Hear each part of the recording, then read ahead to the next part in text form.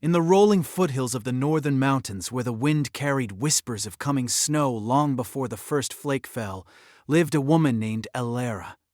The villagers of Ridgewood had always viewed her with a mixture of pity and suspicion. She was a widow in her mid-40s, strong-shouldered from years of farm labor, with calloused hands and eyes that seemed to scan the horizon for storms others ignored. After her husband passed from a sudden fever 2 winters prior, leaving her with a small patch of rocky land and a modest flock of sheep, Elara did something that made the entire community chuckle behind their hands. She began digging into the hillside behind her modest cabin. At first, they thought it was grief making her eccentric. Poor Elara, the women would say over their knitting circles, she's lost her mind along with her man. Digging a hole like some animal preparing for hibernation. The men were harsher. Old Thomas, the blacksmith with his booming voice and bushy beard, would lean on his anvil and declare loudly enough for passers-by to hear, "Building a door in the hill? What's next, woman, talking to the moles? She'll bury herself alive before the first frost." Young lads from the village would ride past on their ponies, shouting jokes about Elara the earthworm, or asking if she needed help finding worms for bait. Even the children mimicked the adults, drawing crude pictures in the dirt of a woman half buried in a mound, a tiny door on her back. Elara never responded with anger. She simply wiped the sweat from her brow, adjusted her worn leather apron, and kept swinging her pickaxe. Day after day, from dawn until the light faded, she carved into the earth. The hillside was a mix of clay and stone, stubborn and unyielding, but she persisted. She shored up the walls with timber scavenged from fallen trees and reinforced the entrance with a heavy wooden door fitted with iron hinges she bartered from the blacksmith himself, paying him with the last of her late husband's tools. "You'll regret selling her that," his wife had muttered, but Thomas just laughed it off. "Let the crazy one have her toy. Winter will teach her what real work looks like." What the villagers didn't understand was that Elara had spent years observing the land in ways they never bothered to. Her husband had been a trapper who roamed these hills in all seasons, and he had shared stories of how the earth held warmth, even when the air above froze solid.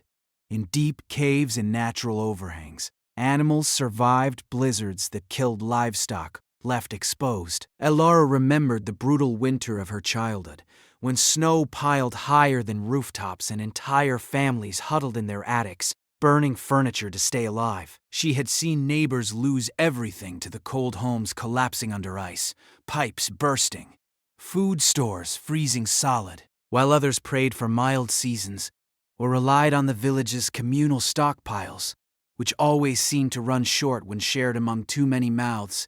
Elara decided to build her own sanctuary, not out of fear alone, but out of quiet determination to protect what little she had left: her life, her animals, and her independence. The digging took her through the spring and into the long summer days. She created a tunnel that sloped gently downward, expanding into a main chamber large enough for a bed. A small stove vented carefully through a hidden chimney of stones, and shelves carved into the walls for storing preserved foods. She lined the floor with straw and wool for insulation, and added a secondary room for her sheep, complete with a narrow passage that allowed fresh air but kept out the worst drafts. The door itself was her masterpiece, thick oak reinforced with crossbeams, sealed with moss and clay to block wind, yet sturdy enough to swing open easily from inside. It faced away from the prevailing winds, camouflaged with brush and rocks so it blended into the hillside. To outsiders, it looked like nothing more than a root cellar gone mad. By harvest time, the mockery reached its peak. At the autumn fair, where lanterns hung from trees and fiddlers played lively tunes, a group of men gathered around a barrel of cider and raised their mugs in a toast. To Elara and her molehole, one called out. Laughter rippled through the crowd. A young farmer named Jonah, who had once courted her daughter before she moved away to the city, shook his head with feigned pity. "She spends all summer playing in the dirt while the rest of us tend real fields. Come first snow, she'll be begging at our doors for a warm corner." The village elder, a stern woman named Margaret, who prided herself on practicality, nodded sagely. "Foolishness. A proper home has windows to let in light and air, Hiding in the ground like that, it's against nature. No one invited Elara to join the feast that night. She stayed on her land, quietly smoking meat and drying herbs, her hands never idle. As the leaves turned gold and then fell, the air grew crisp with the promise of hardship. Elara finished her preparations. She stocked the underground chamber with jars of pickled vegetables, sacks of grain, bundles of dried herbs, and enough firewood to last months. She moved her flock into the animal chamber, where they could graze on stored hay and stay protected. Her own bed was simple, a straw mattress covered in quilts, but it felt secure, warmed by the earth's steady temperature. She tested the door repeatedly, oiling the hinges until it moved silently. Neighbors who passed by on their way to hunt or gather final wood would glance over and smirk, but Elara paid them no mind. She knew the signs. The squirrels hoarding nuts earlier than usual, the birds flying south in thicker flocks, the way the wind carried a sharper bite each evening. Winter was coming, and it would not be kind. The first flakes arrived gently in late October, dusting the fields like powdered sugar. The villagers laughed again, saying the snow was light and would melt quickly. They continued their routines, chopping extra wood, mending roofs, sharing stories by roaring fires in their above-ground homes. Elara sealed most of her door, leaving only a small vent for air, and settled in with her animals. The chamber stayed remarkably temperate, the earth acting as a natural insulator that held the residual warmth of summer and blocked the creeping frost. Then, without warning, the true winter descended. It began with howling winds that bent trees almost double, followed by snow that fell not in gentle drifts but in a relentless white fury. Blizzards raged for days on end, piling snow higher than any living soul in Ridgewood could remember. Roofs groaned under the weight, paths disappeared, livestock froze in their pens despite blankets and extra feed. The village well iced over completely, forcing people to melt snow for water, a laborious and dangerous task in gale-force winds. Food stores, meant to last until spring, dwindled faster than expected as families huddled together full. Warmth burning through firewood at twice the normal rate. By mid-December, the situation grew dire. Jonah's barn collapsed one night, crushing half his cattle. Old Thomas's forge fire went out repeatedly because the wind found every crack in his walls, and his hands, once so steady at the anvil, trembled from the cold. Margaret, the elder, watched helplessly as her grandchildren shivered under thin blankets, their cheeks hollow from reduced rations. The communal hall, once a place of gathering, became a crowded shelter where arguments flared over the last bits of coal. "We should have prepared better," someone muttered, but blame shifted quickly. No one wanted to admit their own short-sightedness. Elara's hillside home, by contrast, remained a pocket of life amid the desolation. The thick earth walls kept the interior above freezing, even as the temperature outside plunged far below zero. Her sheep munched contentedly on hay, their wool providing extra insulation. She cooked simple stews on her small stove, the smoke venting safely without drawing attention. From time to time, she would crack the door open just enough to check the world above, brushing away snow that had buried the entrance almost completely. The storm had transformed the landscape into a vast, unbroken sea of white, with only the tips of chimneys and the skeletal branches of trees breaking the surface. No one ventured far. Travel meant risking burial in drifts or succumbing to frostbite. It was during the height of the worst blizzard, when the wind screamed like a living thing and visibility dropped to mere feet, that the first desperate knock came. Elara heard it faintly through the earth, a muffled pounding on her hidden door. At first she thought it was the wind playing tricks, but then it came again, urgent and human. She unbarred the heavy oak, pushing against the accumulated snow. With all her strength, there stood Jonah, half frozen, his face blue and his coat crusted with ice. Behind him, supported by his arm, was his young son, barely conscious from exposure. "Please," Jonah gasped, his voice raw from shouting against the gale. "The house, it gave way. We saw your door in the snow. Help us." Elara did not hesitate. She pulled them inside, sealing the door quickly to preserve the warmth. She wrapped the boy in wool blankets and brewed hot herbal tea from her stores. Jonah sat by the stove, tears freezing on his lashes as he thought. "We mocked you," he whispered after a while, staring at the sturdy walls around him. "All of us. Called you mad for digging like that. But this is warmer than anything above ground. How did you know?" Elara stirred the pot calmly, her voice steady and without reproach. "I watched the hills. The earth remembers warmth longer than wood and stone. Animals have survived in burrows for centuries. I just copied what nature already taught." She said no more about the laughter or the isolation. Instead, she shared her limited food, bread baked days earlier, preserved berries, and let them rest on spare bedding. Word spread in the only way it could in such conditions, through desperate treks from one failing home to another. Soon, more figures appeared at the buried door. Old Thomas arrived next, carrying his wife on a makeshift sled he dragged through the drifts. His booming voice was reduced to a croak as he admitted, "I sold you those hinges thinking you'd waste them. Never imagined they'd save my life." Margaret came with her grandchildren. The elder's pride finally cracked as she clutched a small bundle of remaining supplies. "We thought your ways unnatural," she confessed quietly while the children warmed their hands by the stove. "But nature has shown us otherwise." Over the follow. In weeks, Elara's underground sanctuary became a lifeline for the village. More than a dozen people squeezed into the expanded chambers, sharing body heat and stories to pass the endless nights. The sheep provided milk and eventual meat when rations grew thin, but Elara rationed carefully, ensuring no one starved. The door in the hill, once a source of ridicule, now symbolized survival. Laughter returned, but it was gentler, directed at their own past arrogance rather than at Elara. Jonah helped reinforce the vents when snow threatened to block them. Thomas used his blacksmith skills to repair tools by the dim light of oil lamps.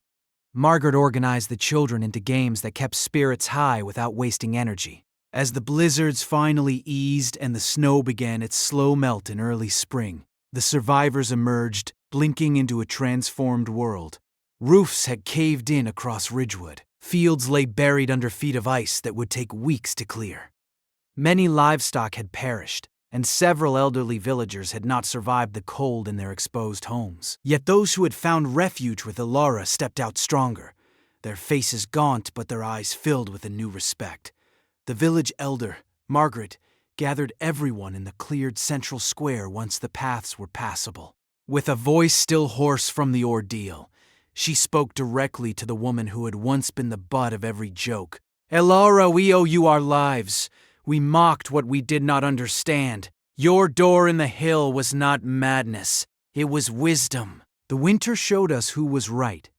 Elara stood quietly among them, her hands still marked by the dirt she had moved with such purpose. She accepted their thanks with a simple nod, but her words carried the weight of hard-earned truth. "I did not build it to prove anyone wrong. I built it because I saw the patterns in the seasons, the wall. The strong earth protects what the wind destroys. Mockery costs nothing until the storm comes. Then it reveals everything." There was no bitterness in her tone, only the calm clarity of someone who had chosen preparation over popularity. In the months that followed, the village rebuilt differently. New homes incorporated deeper foundations and better insulation inspired by Elara's chamber. Families stored more food earlier in the year. Children learned lessons about observing nature rather than dismissing what seemed odd. Jonah became one of Elara's closest allies, helping her expand the Hillside home into a proper earth-sheltered dwelling that served as a community refuge for future winters. Thomas forged stronger hinges and tools without charge, a silent apology etched in every strike of his hammer. Margaret wove stories for the young ones, tales that celebrated foresight instead of conformity. Elara's story spread beyond Ridgewood as travelers carried accounts of the woman who dug her salvation. While others laughed, it became a parable shared around distant fires, the power of quiet conviction against the noise of collective doubt. In a world where people often chase approval or follow the crowd's lead, her example reminded everyone that true resilience comes from listening to the land, to history, and to one's own reasoned instincts. Winter does not care for opinions or popularity contests. It tests preparation, endurance, and the willingness to stand apart when necessary. Years later, when Alara's hair had turned fully silver and her hands ached from decades of labor, she would sit by the entrance of her hillside home on mild spring evenings. The door, now weathered but still solid, stood as a monument not to victory over others, but to the simple act of building what you believe in despite the voices that doubt. Villagers, now including Granchel, dren of those who had once jeered, would stop by to share a meal or ask for advice on storing roots or reinforcing walls. No one mocked anymore. Instead, they listened, for they had learned through bitter cold what wisdom looks like when it hides beneath the surface. The tale of the door in the hill endures because it captures something universal in the human experience. We live in societies quick to judge the unconventional, to label the cautious as fearful or the innovative as strange. Yet history and nature alike show that the ones who prepare thoughtfully, who study patterns others overlook, often become the anchors when crises arrive. Alara was no hero in the dramatic sense. No swords or grand battles. Her strength was patient and grounded, literally dug from the earth itself. She faced isolation without resentment, offered shelter without demanding repayment, and in doing so, transformed mockery into gratitude. This narrative teaches that foresight is a quiet virtue.